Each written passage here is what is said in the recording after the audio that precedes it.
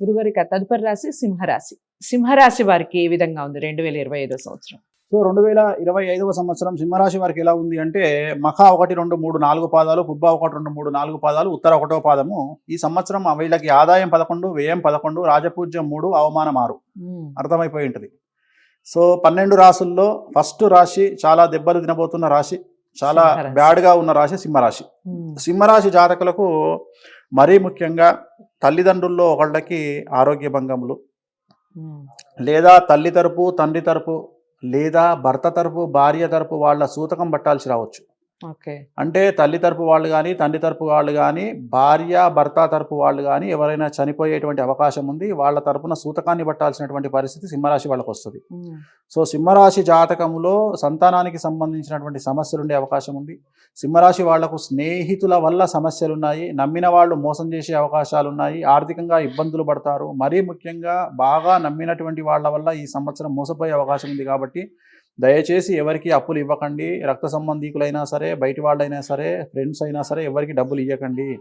ఈ సంవత్సరము కోర్టు తగాదాలు ఉంటాయి, పోలీసు వ్యవహారాల్లో చిక్కులు ఉండే అవకాశం ఉంది, న్యాయ వివాదాలు ఉంటాయి, వాహన ప్రమాదాలు ఉంటాయి.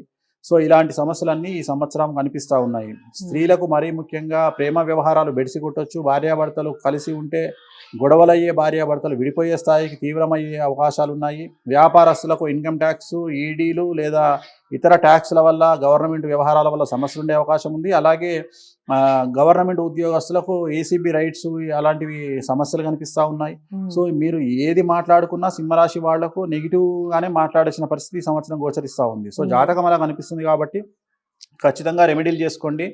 తిరునల్లార్ శనీశ్వర ఆలయంలో ప్రత్యేకమైన శని పూజ నిర్వహించుకోండి. అలాగే గురువారం నాడు శ్రీకాళహస్తిలో గురు దక్షిణామూర్తి దగ్గర అర్చన నిర్వహించుకోండి. వీటి వల్ల ఖచ్చితంగా సమస్యల నుండి బయటపడతారు. రైట్. సింహరాశి వారు చాలా జాగ్రత్తగా ఉండవలసిన సంవత్సరం అన్నట్టుగా చెప్తున్నారు వేణుస్వామి గారు. కొన్ని విషయాల్లో జాగ్రత్తలు వహించాలి, కొన్ని పూజలు చేసుకోవాలి, అలాగే రెమెడీస్ కూడా చెప్పారు. ఇంకా డీటెయిల్డ్గా కావాలి మాకు, మేము ఖచ్చితంగా మిమ్మల్ని సంప్రదించాలి అనుకుంటున్నాం అన్న వాళ్ళు ఎవరైనా ఉంటే అపాయింట్మెంట్ కోసం స్క్రీన్ మీద కనపడే నెంబర్కి కాల్ చేయొచ్చు. వేణుస్వామి గారి అపాయింట్మెంట్ లభిస్తుంది. మీకు రెమెడీస్ ఎంతకాలం చేయాలి, ఏ విధంగా చేయాలి, పూర్తి డీటెయిల్స్ లభిస్తాయి. మరి వీడియోని సింహరాశి వారు అందరికీ చేరాలి అంటే లైక్ చేసి షేర్ చేయండి, ఛానల్ని సబ్స్క్రైబ్ చేసుకోండి. తదుపరి రాశితో కలుద్దాం. నమస్తే.